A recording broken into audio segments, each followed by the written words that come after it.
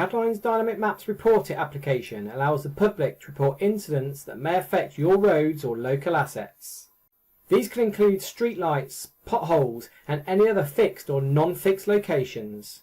The application is seamlessly embedded into your existing web pages, providing an interactive map enabling users to quickly and easily zoom to any location.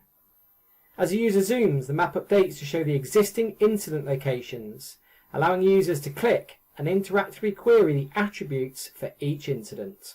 The legend allows users to tick a box to hide and show layers as needed, for example, choosing to hide any incidents where the status is closed. Using an intuitive search box, users can then find any location by typing the relevant street name. Once the user zooms into the chosen street, they can choose from any number of different base map, such as aerial imagery or Ordnance Survey master map.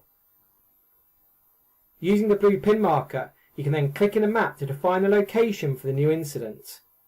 Having chosen to confirm this is the exact location, the details are passed to the online reporting forms. Here the user can choose a type of incident, provide extra details for its location, and upload any supporting documents and images as needed.